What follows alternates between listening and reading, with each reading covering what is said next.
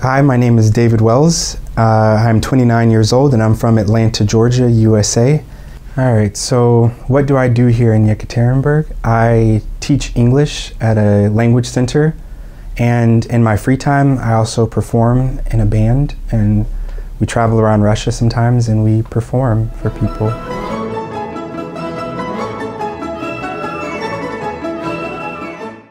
What did I know about Russia before I came here?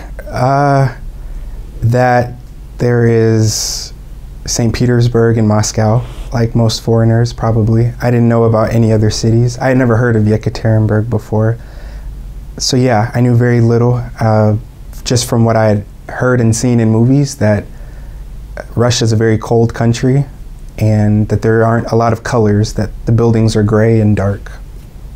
The thing that surprised me the most, the first time I came to Yekaterinburg, I believe it was in 2007, and as soon as I got off the plane, it was June, so it was summertime, it started snowing, and I thought, there's no way I'm ever moving to Russia because it snows in the summer.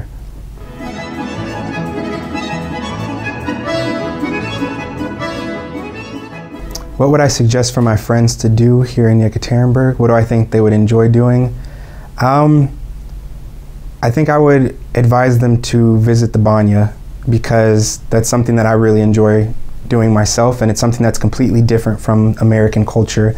We don't have the banya in American culture. We have saunas, but usually you find saunas in sports gyms, and people go for 5 or 10 minutes after they work out. And so in Russia, the banya is a complete experience. It's something that you go for hours. You know, you can go with your friends, you can have long, deep conversations about life and get to know one another better. And so I would definitely tell them to go to the banya and have that experience.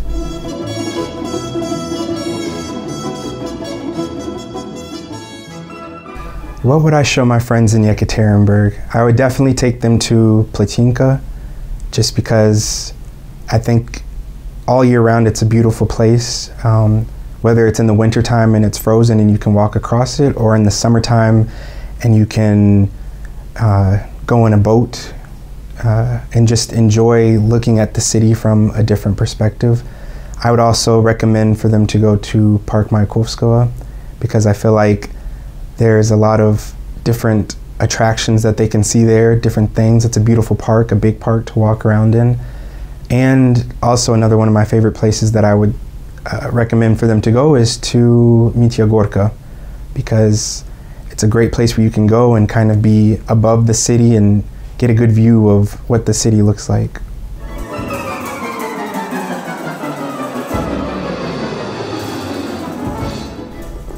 Alright, so what in Russia was strange or unexpected for me coming here? I would say one of my first experiences was during the summer, again when I was swimming with some of my Russian friends out in a lake somewhere, and a storm started coming in, and there was thunder and lightning. And in America, they always tell us if there's a storm, if there's lightning, that you need to get out of the water, because if it strikes the water, you could die.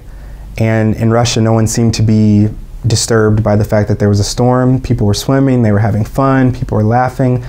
So I thought, oh my goodness, we need to get out of the water. And everyone was like, everything's fine, there's no reason to get out of the water, nothing will happen. And so that was very strange to me at first, just to see how the mentality of Russians and Americans is very different when it comes to something as simple as swimming during a storm.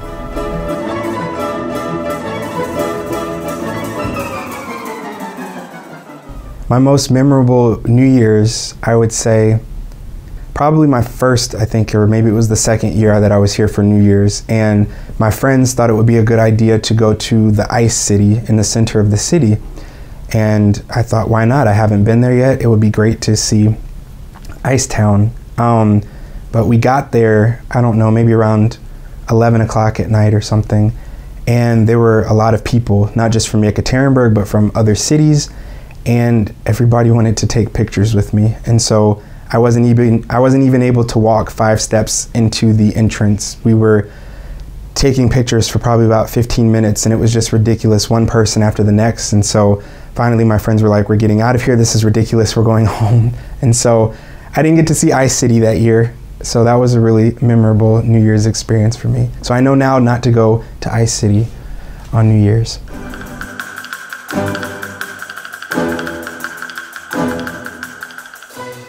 In America, our biggest holiday, I would say, is Christmas that we celebrate, whereas in Russia, the biggest holiday is New Year's.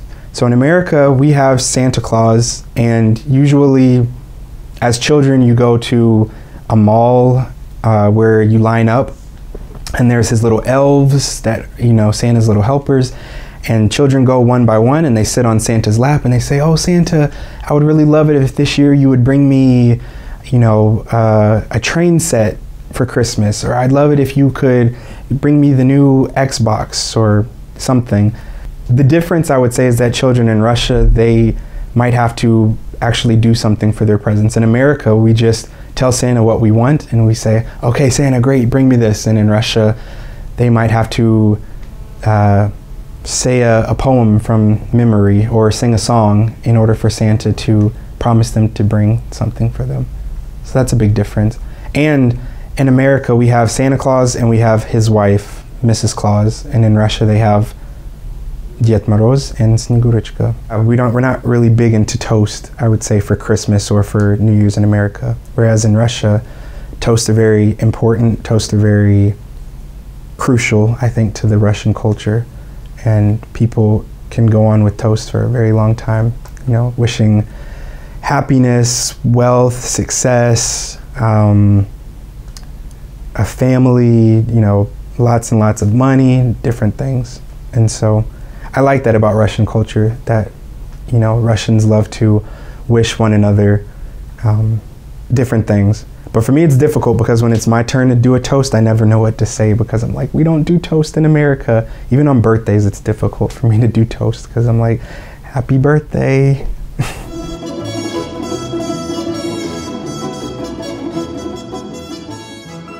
Three things that you definitely have to do in order for it to be an official, real New Year's. You have to have mandarins on the table, and the table has to be filled with all sorts of salads. Olivier, подшубой, I don't even know the names of all the salads, crab salad, but there has to be lots and lots of food. There has to be mandarins. There has to be a Christmas tree, obviously, in order for it to be, or a New Year's tree, excuse me, in order for it to be New Year's. And you have to listen to the president's speech. I mean, you can't start the new year without bringing in the new year properly. Everyone listens to the speech, and so I feel like those are three things that everyone in Russia does, unless you're sleeping, of course, but hopefully no one's sleeping when the new year is coming.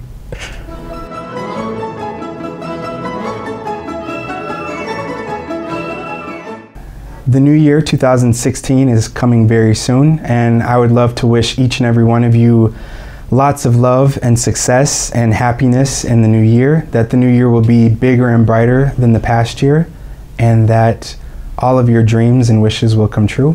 And I'd like to leave you with a little song to send you off on your merry way. Oh, holy night, the stars are brightly shining. It is the night of our dear Savior's birth.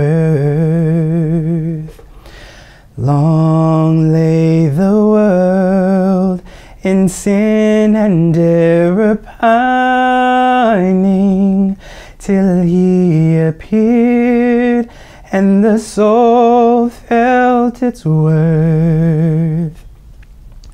The thrill of hope, the weary world rejoices, for yonder breaks a new and glorious morn. Fall on your knees, oh, hear the angel voices, oh, night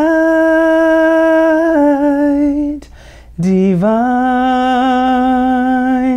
oh, night when Christ was born, oh, night, divine.